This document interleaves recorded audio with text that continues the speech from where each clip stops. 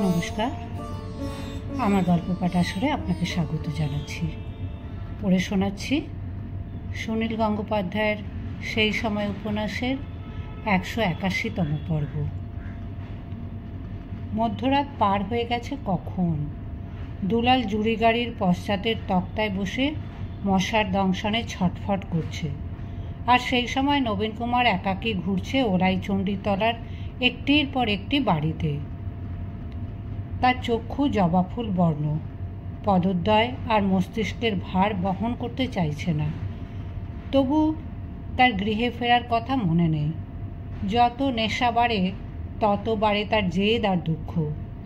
কেন সে তার মাতৃমুখী সেই রমণীকে আর দেখতে পাবে না? কেন এরকম রূপের দুটি রমণীর একজন হয় স্নেহময়ী পুতচরিত্রা নবীন কুমারের জননী, আর অন্যজন হয় 12 নারী? একটি কক্ষের দ্বারে করাঘাত করে নবীন কুমার বলল, খোলো। ভেতর থেকে তীক্ষ্ণ কণ্ঠে উত্তর এলো, হবে না, হবে না, যাও, আমার লোক আছে। নবীন কুমার বলল, সে থাকবে, যা, একবারটি শুধু তোমার মুখটি দেখব, যত টাকা লাগুক। কে রে? মুখ পড়া, দূর হ। একবারটি খোলো, আমি আর কিছুই চাই না, শুধু দেখব। হ্যাঁ রে, আমার পীড়িতের নাগরে, শুধু দেখব, যা যা। এরূপ কিছু বাক্য বিনিময়ের পর তিতিবিরক্ত হয়ে স্ত্রীলোকটি দ্বার খোলে। দুজনে দুজনের দিকে তাকিয়ে যেন তরিতাহতের মতন স্থানও হয়ে গেল। স্ত্রীলোকটি কথা বলল প্রথম। সারা মুখে হাসি ছড়িয়ে সে বলল, তুমি কেষ্ট ঠাকুর, আমায় খুঁজতে খুঁজতে এত দূর এসেছ? এসো এসো, ভেতরে এসো, তোমায় আমার আঁচল পেতে বসতে দেবো। স্ত্রীলোকটি বিস্মিত স্তম্ভিত নবীন কুমারের হাত ধরে টেনে নিয়ে গেল ঘরের মধ্যে। নবীন কুমারকে বিস্ময় বিমূঢ় অবস্থায় চিত্রার্পিতবৎ দাঁড়িয়ে থাকতে দেখে রমণীটি হা হা শব্দে উচ্চহাস্য করে উঠল। তার শরীরটি দুলতে লাগলো বেতস লতার মতন। পশ্চিমা বাইজিদের মতন তার অঙ্গে অত্যুজ্জ্বল লাল মখমলের কামিজ, দুই চোখে গাঢ় সুরমা, চূড়ো করে চুল বাঁধা, চোখের মণি দুটি যেন দু টুকরো হিরে। প্রথম নজরে রমণীটিকে মনে হয় যেন এক ভয়ঙ্করী অগ্নিশিখা। নবীন কুমারের হাত চেপে ধরে এসে বলল, হাঁ করে দেখছো কি গো? ও গো নবদুর্বাদল শ্যাম, আমায় চিনতে পারোনি? আমি যে তোমার সেই শিকলিকাটা পাখি। নবীন কুমার অস্ফুট কণ্ঠে বলল, সুবালা? প্রায় হ্যাঁচকা টানে নবীন কুমারকে কক্ষের মধ্যে এনে সুবালা বলল, না গো, সে সুবালা আর নেই, আমি এখন পুতলি বাই। তবে জানতুম তুমি একদিন না একদিন আসবে, প্রাণের টান কি কোনোদিন ছেঁড়া যায়? কক্ষের একধারে মদ্যপানরত দুই ব্যক্তি এদের দিকে তাকিয়ে চুপ করে বসেছিল। তাদের একজনের সঙ্গে চোখাচোখি হতেই সে বলল, ছেলাম আলেকুম, বসতে আজ্ঞা হোক।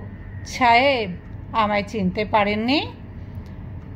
নবীন কুমারের তখনও বিস্ময় বিমূঢ় অবস্থা কাটেনি। তাছাড়া চোখে নেশার ঘোর। লোকটির মুখখানে সামান্য পরিচিত হলেও আর কিছু সে ধরতে পারল না। বস্তুত সুবালাকে দেখার পর থেকেই তার শরীরে একটু একটু করে ক্রোধের উত্তাপ সঞ্চারিত হচ্ছে। এই সুবালা তার জীবনের একটি ব্যর্থতার প্রতীক। সে আর কোনো কথা না বলে তৎক্ষণাৎ সেই কক্ষ থেকে বেরিয়ে যাওয়ার চেষ্টা করতেই সুবালা ছুটে গিয়ে দ্বার রুদ্ধ করে সেখানে পিঠ ঠেস দিয়ে দুবাহু ছড়িয়ে দাঁড়ালো। তারপর হীরামন পাখির মতন তীক্ষ্ণ স্বরে বলল, কোথায় যাচ্ছ নাগর? এতদিন পর তোমায় পেয়েছি। আমারই খোঁজে এত দূর এসে আবার অমনি শটকান দিতে চাইছো যে? এ কি খেলা তোমার নাথ? ঘরে অন্য লোক দেখে বুঝি তোমার গোঁসা হয়েছে? নবীন কুমার বলল, পথ ছাড়ো। সুবালা দুদিকে ঘাড় হেলিয়ে বলল, সেটি হচ্ছে না, যাব বললেই কি যাওয়া হয়? এতদিন পরে এসেছো বধূ, আধো আঁচড়ে বসো, পান খাও, দুটো রসের কথা শোনাও। ওরা দুজনে এখনই চলে যাবে, ওরা আমার রোজকার নুন পান্তা, আর তুমি হলে গে পোলাও কালিয়া। নবীন কুমার বলল, আমায় যেতে দাও। আর কোনো দিন তোমার মুখ দেখতে হবে আমি ভাবিনি। সুবালাও কম নেশাগ্রস্ত নয়। কথার ফাঁকে ফাঁকে সে বারবার তার জিহ্বা দিয়ে ডালিম রাঙা ওষ্ঠ লেহন করছে। উত্তম সাজসজ্জা এবং মাজা ঘষায় তার রূপ অনেকটা বৃদ্ধি পেলেও এই কয়েক বছরের ব্যবধানে তার মুখে যেন একটা নিষ্ঠুর ভাব এসেছে। সে বলল, আহারে, মরে যাই, আমার মুখ দেখতে হবে ভাবনি? ও মুখ দেখিলে অঙ্গ জ্বলে, না দেখিলে মন সদা উচাটন। তোমার তবে সেই অবস্থা। এতদিন পর খুঁজে খুঁজে তবে আমার দুয়ারে এসে কেন দাঁড়ালে বংশীধারী? তোমায় দেখে আমারও গা জ্বলে যাচ্ছে। তুমি আমার পরম শত্রু, তবু তোমারই প্রতীক্ষাতে এতকাল ঘুম হারা নয়নে বসে আছি। এরপর সুবালা গান ধরল। এক কর্ণ বলে আমি কৃষ্ণ নাম শুনিব, আর এক কর্ণ বলে আমি বধির হয়ে রব। ও নাম শুনব না, নীলাজ মধুর নাম শুনব না। এক নয়ন বলে আমি কৃষ্ণরূপ দেখিব, আর এক নয়ন বলে আমি মুদ্রিত হয়ে রব। ও রূপ দেখব না, কালীয় কুটিলের রূপ দেখব না। এই গানার সময় মাতাল বাবু দুটির একজন অপরের পৃষ্ঠদেশকে ডুগি তবলা বানিয়ে তাল দিতে শুরু করে, রীতিমতন আড়ে ঠেকা সহযোগে। নবীন কুমার বিরক্তি কুঞ্চিত মুখে আর এক পা অগ্রসর হয়ে বলল, আমায় যেতে দাও, তোমাদের ছুঁতে চাই না আমি, নইলে জোর করে তোমায় সরিয়ে দিতুম। সুবালা বলল, কি, আমাদের ছুঁতে চাও না? আমাকে তুমি ঘরের বার করে এনেছো, ভদ্র ঘরের বউ ছিলুম, বাজারে মাগি করেছ, এখন বলো ছুঁতে চাই না? এখন বিড়েল তপস্বী সাজছ? সুবালার এমন নৃশংস মিথ্যা ভাষণে নবীন কুমার একটুক্ষণের জন্য আবার বাক্যহীন হয়ে যায়। এ সর্বনাশী বলে কি? এক কদর্য পতিতালয় থেকে একে উদ্ধার করে নবীন কুমার একে সুস্থ জীবন ফিরিয়ে দেবার সর্বরকম চেষ্টা করেছিল। তা সে তুচ্ছ করে আবার এই নারকীয় জীবনে ফিরে এসেছে। সে এখন অপর লোকদের সামনে এই অপবাদ দিচ্ছে। সুবালা অন্য লোক দুটির দিকে চেয়ে আদেশের সুরে বলল, তোরা এই মেয়েটাকে পেরে ফেলতো, আজ আমি ওর বুকে বসে দুর্মুষ করব। সুরাপাই দুজনের মধ্যে যে নবীন কুমারকে শনাক্ত করেছিল তার মাথায় একটি পেজ, চিবুকে ছুঁচলো দাড়ি, অনেকটা মেহেদি রঙের। সে জিহ্বা বার করে বলল, তৌবা, এসব কি বলছো গো পুতলি বিবি? এই বাবু কত বড় ইমানদার আদমি, সারা বাংলা মুলুকে কে না ইনাকে চিনহে। লোকটি এসে নবীন কুমারের সামনে দাঁড়িয়ে অনেকখানি ঝুঁকে সেলাম বাজিয়ে বলল, সিংহি সাহেব, আপনি যখন উর্দু দূরবীন আকবরের মালিক ছিলেন তখন আমি সেখানে কিছুদিন সব এডিটারি করেছি, আপনার মনে নেই? নবীন কুমারের মনের মধ্যে এমনই ঝঞ্ঝা চলছে যে সে এই লোকটি বিষয়ে মনোসংযোগই করতে পারল না। সে যে কোনো প্রকারে এখান থেকে চলে যেতে চায়। ফেজ পরিহিত লোকটি তার সঙ্গীর হাত ধরে টেনে নবীন কুমারকে এড়িয়ে সুবালার কাছে এসে জানালো যে সুবালার পুরনো প্রেমিক এসেছে, তাদের মান অভিমানের পালায় অন্য লোকের উপস্থিতি শোভা পায় না, সুতরাং তারা এখন বিদায় নিচ্ছে। তবে বাবু নবীন কুমার সিংহের যাতে কোনো রকম বেইজ্জতি না হয় সেটা তার দেখা উচিত। লোক দুটি নিষ্ক্রান্ত হওয়া মাত্র দরজা অর্গল লাগিয়ে সম্পূর্ণ অন্যরকম কণ্ঠস্বরে সুবালা বলল, আমি আপনাকে অনেক কষ্ট দিয়েছি না? আপনার দাঁড়ের সোনার শিকলি কেটে আমি একদিন ফুরুত করে উড়ে গিয়ে নীল আকাশে ডানা মেলেছিলুম। নবীন কুমার কক্ষের সব দিকে চক্ষু বুলিয়ে বলল, এই নীল আকাশ? সুবালা আবার হাসল। এগিয়ে এসে নবীন কুমারের কণ্ঠে দুটি হস্ত স্থাপন করে বলল, যার যা নিয়তি, এই দুনিয়াটাই হলো গে ধোঁকার টাটি, চক্ষু বুঝলে এই ঘরটাই আকাশ। তেমন কপাল হলে চোখ মেললেও কেউ কোনোদিন আকাশ দেখতে পায় না। আসলে এই শরীরটাই তো খাঁচা গো। শোনোনি সেই গান, খাঁচার মধ্যে অচিন পাখি কেমনে আসে যায়? আমাদের বাড়ির সামনে দিয়ে এক ফকির এই গান গাইতে গাইতে যেত। এ বাড়ি নয় গো, আমার বাপের বাড়ি। সে অনেককাল আগেকার কথা। সেই অচিন পাখিটা যেদিন এই খাঁচা ছেড়ে যাবে সেই দিন নীলাকাশের সন্ধান পাব। সুবালার হাত দুটি নামিয়ে দিয়ে নবীন কুমার একটু সরে দাঁড়ালো। সুবালা সম্পর্কে শুধু ক্রোধ নয়, ঘৃণাও অনেকখানি জমেছিল তার মনের মধ্যে। কিন্তু এ কথাও ঠিক, এরকম রহস্য ভরা সুন্দর কথা সে এ পর্যন্ত আর কোনো স্ত্রীলোকের মুখে শোনেনি। প্রথম সাক্ষাতে এই ধরনের কথা শুনেই সে সুবালার দিকে আকৃষ্ট হয়েছিল। এরকম রমণীরও কেন এই বারবনিতার জীবনই পছন্দ হলো? সঙ্গে সুরার বোতলটি বার করে নবীন কুমার গলায় ঢালল অনেকখানি। এরকম অবস্থায় কণ্ঠে তরল আগুনের আঁচ না পেলে সে মনের জোর ফিরিয়ে আনতে পারে না। সুবালা বলল, দাঁড়িয়ে রইলে কেন? বসো।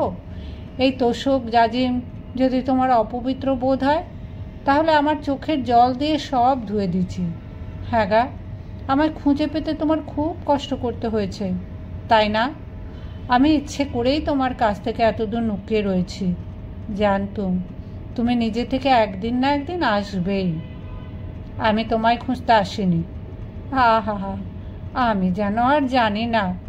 আর ভেঁড়িও না গো, আর ভাঁড়িও না। চারদিকে একেবারে ঢি ঢি পড়ে গেছে, আর উনি এখনও ছাঁটা মেরে বলছেন তোমায় খুঁজতে আসেনি। কত লোক আমায় এসে বলে যাচ্ছে, ওগো নবীন কুমার সিংয়ে যে সব পাড়ায় পাড়ায় তোমায় হন্যে হয়ে খুঁজছেন। ওই যে ফকিরউদ্দিন, ওই ফকরা ছোঁড়াই তো তোমায় দেখেছে কতদিন। তুমি একজন রাঢ়ের বাড়ি যাচ্ছ আর তার মুখ দেখে ভিড়কুট্টি মেরে বলছো, এই না, এ তো সে না। তুমি আমায় সহজে পাবে কি করে? আমার সেই আগেকার নামও নেই। এখন আমি যবনী হয়েছি আর আমার সুরতও পাল্টে গেছে। তোমায় আমি খুঁজবো কেন? তুমি আমার ব্যবস্থায় থাকতে চাওনি? কেন চলে এসেছিলুম তুমি বুঝতে পারোনি? তুমি আমায় সব দিয়েছিলে, খাওয়া পড়া সুখ, দাস দাসী, আরও কত কি। শুধু তুমি নিজেকে দাওনি। কোনো মেয়ে মানুষেতে খুশি হয়? ব্রজের রাখাল রাজার মতন মুখখানে তোমার, আর তুমি মেয়ে মানুষের মনের এই খবরটা জানো না? তবে আমি জানতুম তুমি একদিন না একদিন আসবেই। আমি তোমার জন্য আসিনি, আমি অন্য একজনকে খুঁজছিলুম। কাকে গো, কাকে? সে আবাগির বেটি কি এমন পুণ্যি করেছে যে আমার চেয়ে তাকে তোমার মনে ধরবে? বলো না গো, কে? ওগো দুঃখী, তুমি কার সন্ধানে সবার দৌড়ে দৌড়ে ঘুরছ? তোমার বুঝি কোনো বন্ধু নেই, কেউ প্রাণের দোসর নেই, তাই তুমি একজন সঙ্গী খুঁজে বেড়াচ্ছ? তোমার কত টাকা, তুমি টাকা ছড়ালে গন্ডায় গন্ডায় হুড়ি পুড়ি কিনতে পারো, তবু কেন সন্ধেবেলাগুলোতে আমাদের মতন পাতকিনীদের মধ্যেই ঘুরতে হয় তোমায়? আহা গো। আর কোনো উত্তর না দিয়ে নবীন কুমার গলায় আর কয়েক ঢোক ব্র্যান্ডি ঢালল। সত্যি সত্যি সে কাকে খুঁজছে সে কথাটা এখানে আর বলার কোনো মানে হয় না। তাছাড়া অজান্তে একটা কথা বলে সুবালা তার হৃদয়ের এক গোপন দুঃখের তন্ত্রীতে ঘা দিয়েছে। তোমার কোনো বন্ধু নেই, এর চেয়ে সত্য আর কি হতে পারে? সেই জন্যই কি তার এমন অবুঝ ছটফটানি? ফকিরউদ্দিন ও তার সঙ্গীর ফেলে যাওয়া সুরার বোতলটি তুলে নিয়ে সুবালাও পান করলো খানিকটা। বড্ড গরম, এই বলে সে তার ঊর্ধ্বাঙ্গে জড়ানো অতি সূক্ষ্ম ওড়নাখানি ছুঁড়ে ফেলে দিল দূরে। তারপর নবীন কুমারের দিকে তীব্র দৃষ্টি ন্যস্ত করে বলল, সে বাবু তুমি যাই বলো, তুমি আমায় খোঁজো বা নাই খোঁজো, আমি তো তুমি একদিন না একদিন আসবেই। তুমি এসেছো আর আমি তোমায় ছাড়ছি নি। তুমি কতক্ষণ দাঁড়িয়ে থাকবে? এবার একটু এসো না। সে তুমি দাঁড়িয়ে থাকো বা বসেই থাকো, আজ আমি তোমায় খাবো। আমি রাক্ষসী। এই দেখো আমার দাঁতের ধার, আমার নখ দেখেছো? ঈগল পাখির ঠোঁটের মতন। তুমি আমায় ঘরের বার করে পথে নামিয়েছো, এখন আমার ওপর ঘেন্না?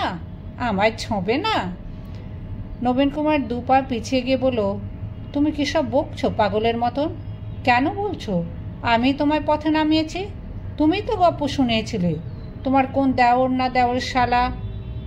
সে তো তুমি। পাপিয়সী, পথ ছাড়ো আমার। তোমার প্রলাপ শোনবার মতো সময় আমার নেই।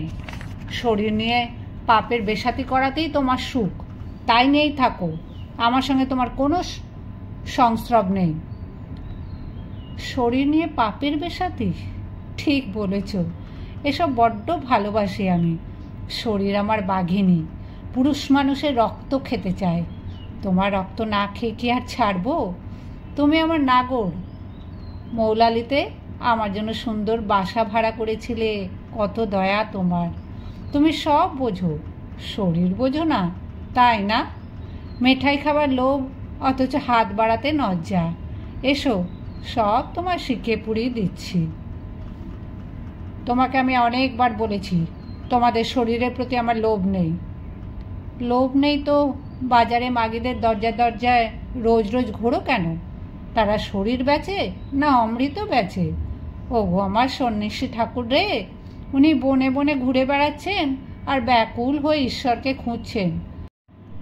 এই বেবুসিপাড়া তোমার সেই গহন বন, আর আমি তোমার ঈশ্বর।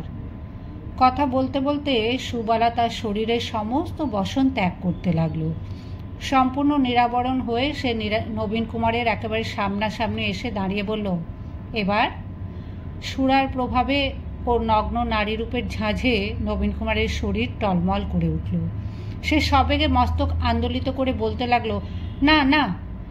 সুবালাকে স্পর্শ না করে সে দ্বারের দিকে এক লম্ফে চলে যেতে গিয়ে পড়ে গেল হুমড়ি খেয়ে। দেওয়ালের কোণে মাথা ঠুকে গেল বেশ জোরে। মাঠের মধ্যে জুড়ি গাড়ির পেছনের তক্তায় বসে মশার কামড় খেতে খেতে সারা রাত কেটে গেল দুলালের। ভোরের মধ্যেও ফিরল না নবীন কুমার। বিরক্তিতে, গ্লানিতে এবং দুর্ভাবনায় তার মাথা খারাপ হবার মতন অবস্থা। এখন তার কী কর্তব্য? সে কোথায় তার প্রভুকে খুঁজতে যাবে? নবীন কুমারের যদি কোনো দুর্ঘটনা ঘটে থাকে, তাহলে এখনই কি গৃহে ফিরে গিয়ে গঙ্গানারায়ণকে তা জানানো উচিত? আবার নবীন কুমার যখন তাকে এখানেই অপেক্ষা করতে আদেশ করে গেছে, তখন এ স্থান ত্যাগ করাও কি তার পক্ষে সঙ্গত? 7-5 ভাবতে ভাবতেই বেলা বাড়তে লাগলো। কোচওয়ানও কোনো পরামর্শ দিতে পারল না। 9টার তোপ পড়বার পর দুলাল যখন নিজ দায়িত্বে ঘরে ফেরার জন্য প্রস্তুত হয়েছে, সেই সময় এসে উপস্থিত হলো নবীন কুমার। চক্ষু দুটি রক্তবর্ণ, কপালের এক কোণে একটি সরু কাটা দাগ, মুখখানে গম্ভীর। কোনো রকম কারণ দর্শাবার চেষ্টা না করে সে গাড়িতে উঠে হুকুম করল, বাড়ি চল। তারপর নবীন কুমার কয়েকদিন পুরোপুরি একেবারে গৃহে অবস্থান করল। শারীরিক কোনো অসুস্থতা না থাকলেও সে প্রায় শয্যাত্যাগই করল না। 3 চারেক পরে যেন তার যোগনিদ্রা ভঙ্গ হলো। দুলালকে দিয়ে সে খবর পাঠালো গঙ্গানারায়ণের কাছে। বিশেষ প্রয়োজনে সে একবার দেখা করতে চায়। গঙ্গানারায়ণ বাড়িতেই ছিল। সে নিজেই চলে এলো কনিষ্ঠ ভ্রাতার মহলে। নবীন কুমার শান্তভাবে জানালো যে সে আগামী 2-1 দিনের মধ্যেই কলকাতা ছেড়ে বেরিয়ে পড়তে চায়। কবে ফিরবে তার ঠিক নেই। তার প্রথম উদ্দেশ্য হরিদ্বারে গিয়ে জননী বিম্ববতীর সঙ্গে সাক্ষাৎ করা, তার কাছে কয়েকটি দিন কাটিয়ে তারপর সে নানান দেশ পরিভ্রমণ করবে। গঙ্গানারায়ণ অতিরিক্ত উৎসাহিত হয়ে বলল, বেশ তো বেশ তো, এ তো খুব ভালো কথা। তোর শরীরটাও অনেক শুকিয়ে গেছে, পশ্চিমে হাওয়া পরিবর্তন করলে উপকার হবে। মায়ের সঙ্গে আমিও একবার দেখা করতে যাব ভাবছিলুম, কিন্তু তুই আর আমি দুজনে একসঙ্গে গেলে এখানকার বিষয় তদারকি কে করবে? নবীন কুমার বলল, আমি ঘুরে আসি, তারপর তুমি যেও। আমি মাকে প্রায়ই স্বপ্নে দেখছি, মা বোধহয় আমায় ডাকছেন। নবীন কুমারের অনুপস্থিতির জন্য যেসব কাগজপত্রে সই সাবুত করে যাওয়া দরকার সেসব সারা হলো। তাছাড়া নবীন কুমার বাইরে যাবে, সেজন্য এলাহি বন্দোবস্তের দরকার। লোক লস্কর নিতে হবে প্রচুর। এই প্রথম দুলাল কাঁচুমাচু হয়ে জানালো যে সে যদি সঙ্গে না যায় তাহলে কি ছোটবাবুর খুব অসুবিধা হবে। দুলালের পত্নী দ্বিতীয়বার গর্ভবতী হয়েছে, সেই জন্য সে এখন দূরে যেতে চায় না। কিন্তু নবীন কুমার দুলালচন্দ্রের এই প্রার্থনা খারিজ করে দিল। দুলালকে সঙ্গে না পেলে তার চলবে না। তার স্ত্রীর সন্তান প্রসবের আরও 1 মাস দেরি। দুলাল অন্তত হরিদ্বার পর্যন্ত তার সঙ্গে চলুক, তারপর না হয় তাকে ফেরত পাঠিয়ে দেওয়া যাবে। গঙ্গানারায়ণ শুধু একবার নবীন কুমারকে বলল, ছোটকু, তুই যাওয়ার আগে একবার জ্যাঠাবাবুর সঙ্গে দেখা করে যাবি না? মা নিশ্চয়ই জ্যাঠাবাবুর কথা জিজ্ঞেস করবেন। অতি বাধ্য বালকের মতন নবীন কুমার বলল, হ্যাঁ যাব। একসময় সে শপথ করেছিল আর কোনো দিন সে ও গৃহে প্রবেশ করবে না। এখন সে কথা তার মনে পড়ল না। গেল সে পরদিন সকালে। বিধুশেখর তখন পূজার কক্ষে ঢুকেছেন। অন্তত 1 ঘন্টা তো সেখানে কাটাবেনি। অতক্ষণ অপেক্ষা করার ধৈর্য নেই নবীন কুমারের। আবার পরে আসবো বলে সে বিদায় নিল নিচের তলা থেকেই। আর আশা হলো না, দেখাও হলো না। 3খানি বজরা ও পিনিসের বহর নিয়ে শুভ লগ্নে যাত্রা করল নবীন কুমার। কলকাতা ত্যাগ করার জন্য সে অস্থির হয়ে উঠেছিল। সে যেন সত্যিই পল্লী প্রকৃতির শোভা দর্শন ও মুক্ত বায়ু সেবনের জন্য তৃষ্ণার্ত। একটি ব্যাপারে দুলালও খুব বিস্মিত। এতদিনের জন্য যাত্রা, অথচ ছোটবাবুর বজরায় একটিও সুরার বোতল নেওয়া হয়নি। যেভাবে ছোটবাবু পতিলালয়গুলিতে সন্ধে যাপন করতে শুরু করেছিলেন, তাতে দুলালের দৃঢ় বিশ্বাস হয়েছিল যে ছোটবাবুর এই বিদেশ যাত্রা শহরের অন্যান্য বড় মানুষের সন্তানদের মতন প্রমোদ ভ্রমণ ছাড়া আর কিছুই নয়। নারী, সুরা ও নৃত্যগীতি চলবে। সেই কারণেই দুলালের এত অনিচ্ছা ছিল এই ভ্রমণের সঙ্গী হওয়ার।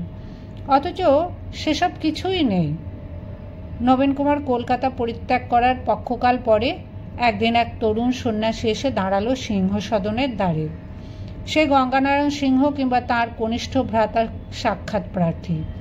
গঙ্গানারায়ণও তখন গৃহে ছিল না। সন্ন্যাসীর ঠায় একবেলা দাঁড়িয়ে রইল দ্বারের বাইরে। ভৃত্য ও অন্যান্য কর্মচারীদের বিশেষ অনুরোধেও সে ভেতরে এসে বসল না, কারণ সে কোনো গৃহস্থ বাড়িতে পদার্পণ করে না। সন্ধ্যাকালে গঙ্গানারায়ণ প্রত্যাবর্তন করার পর সন্ন্যাসী তার হাতে একটি পুঁটুলি দিয়ে দুর্বোধ্য হিন্দিতে জানালো যে রামকমল সিংহের পুত্রের হাতে ওইটি তুলে দেওয়ার জন্যই সে তার গুরুর দ্বারা আদিষ্ট হয়ে হরিদ্বার থেকে কলকাতায় এসেছে। আজ রাত্রেই সে আবার ফিরে যাবে। পুঁটুলির মধ্যে রয়েছে একখানি নামাবলী, একখানি রুদ্রাক্ষের মালা এবং একটি অঙ্গুরীয়। এইগুলি বিম্ববতীর শেষ চিহ্ন। প্রায় 2 মাস কাল আগে বিম্ববতী এই পৃথিবীর মায়া কাটিয়ে তাঁর সাধনোচিত ধামে প্রস্থান করেছেন।